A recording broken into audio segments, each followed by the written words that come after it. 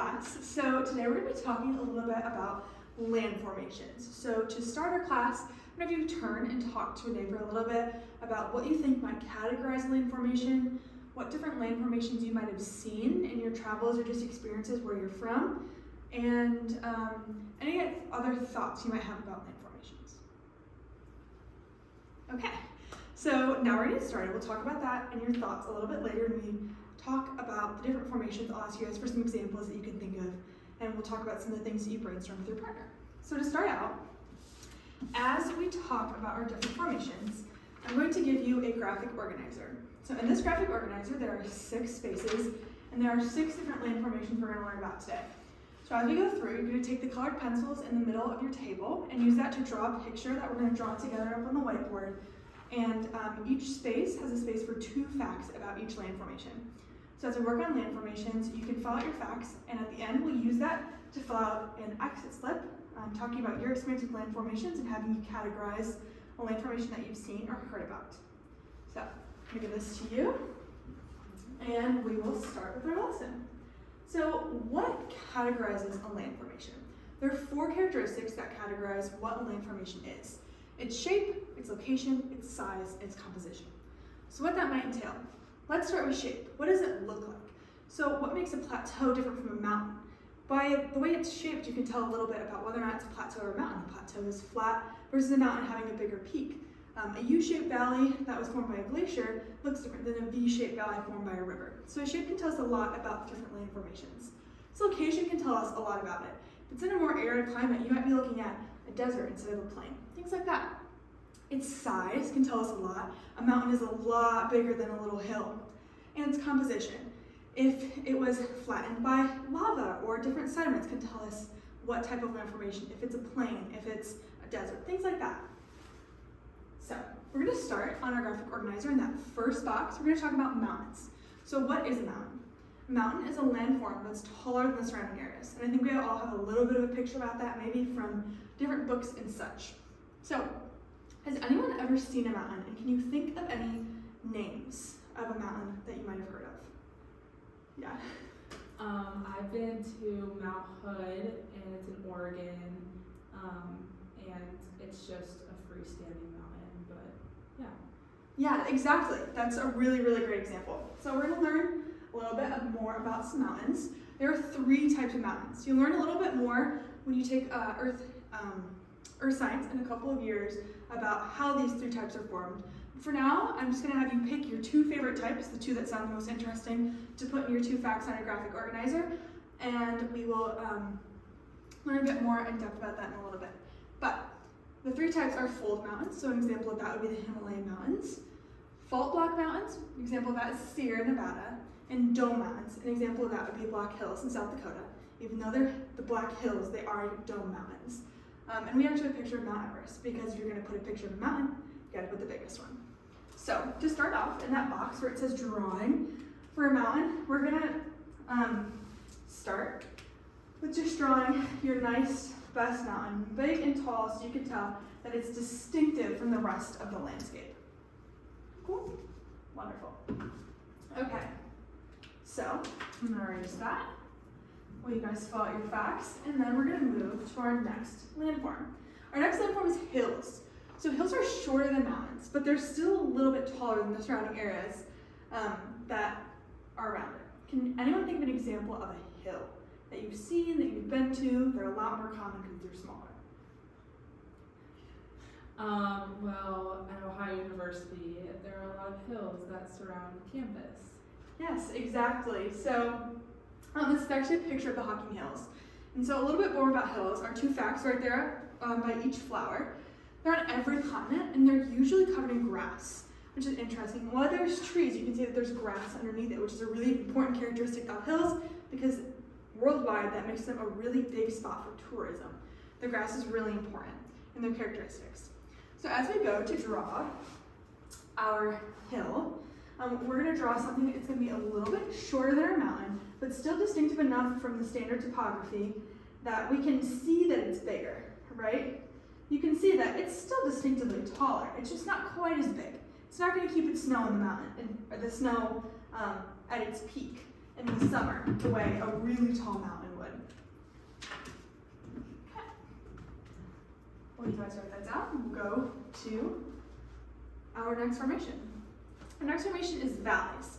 So valleys are low-lying areas of land between hills and mountains.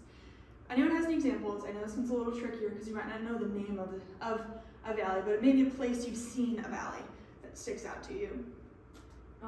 When I was at the Grand Tetons in Wyoming, there were a lot of valleys. Yeah, so that's a wonderful example. Before we draw a picture, we're going to learn a little bit about the two different types of valleys. So here can be our two facts for valleys. Valleys can be formed by glaciers and they can be formed by rivers. And when they're formed by glaciers, they cause a much different shape than when they're formed by rivers. So what you can see is that when you have a glacier, the glacier pushes through and it creates more of a U-shaped valley, more gentle slope. Versus in a river, you see more of a V-shaped valley. So when we draw a picture, we're going to draw a line right down the middle of our third box and across the top. And on one side we can put glacier, and on the other we can put river. And in the middle of our really big mountains, we're going to put a U-shaped valley. In the middle of our river, we're going to draw a really sharp V-shaped valley. You could maybe put like a little snow peak on there if you want to be an artist today, anything like that.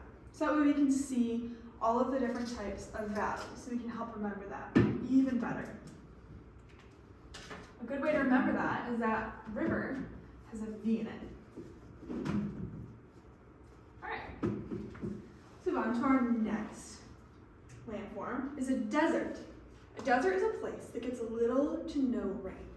Can anyone think of a desert? Arizona has a lot of desert. Yeah, it does. When you think of Arizona, you think of the traditional desert with maybe like camels and sand. It's really, really hot in Arizona. But there are also a lot of deserts where it's really cold. Deserts can be either hot or cold. It's not categorized by the temperature as much as it's categorized by the fact that it's less than 10 inches of rain per year. So why might a desert be so flat? We're so used to seeing that landscape of flat, and you can look for hundreds of miles. You know, the guy riding on the camel's back is searching for water and doesn't see it and doesn't see it. But he can see for so far. Why is it so flat? Well, there's not very much vegetation that can survive in such little precipitation. And so that creates not very much vegetation, which makes it really flat. So the winds whip through and create a really flat landscape. So when we draw our desert, just draw a straight line right across our box, because that's really what the topography of these types of places looks like. All right, our fifth landform is a plain. A plain is a flat or low relief area on the surface of the earth.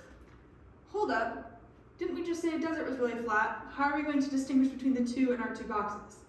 So what we're going to do is I'm going to have you distinguish between the two of these by drawing a raindrop, circle around it, and then a big X through it in your desert box, because deserts have little to no water, and that's a big difference between a plain and a river, or a plain and a desert. When we look at the picture of a plain on the next slide, we're going to see that it's pretty green, and you can see a river running through the back of the photo. Unlike a desert, a plain has a lot of water, more so than the 10 inches per year of a desert. An example of a plain might be like the Great Plains, things like that. We don't tend to see as many of those, or not see as many of them. We don't tend to know as many by name. So here we see that really nice and green. Behind here is water. It's a really pretty river. And if I kept it in there, there's nice mountains, because that's where the river, or the mountains, the water flows off. And the eroded sediment from the mountains flows down and creates a really nice plain at the bottom of the mountain. Another way that these plains can be formed is by the deposits of lava flows. Lava is really good at taking out everything in its path because it's so hot. So as it comes through, it creates a really flat and level plain. So a lot of plains are created by the deposits of lava flows. All right, our very last land formation is a plateau. And a plateau is a really interesting one because it kind of looks like it shouldn't exist. Kind of feels kind of weird.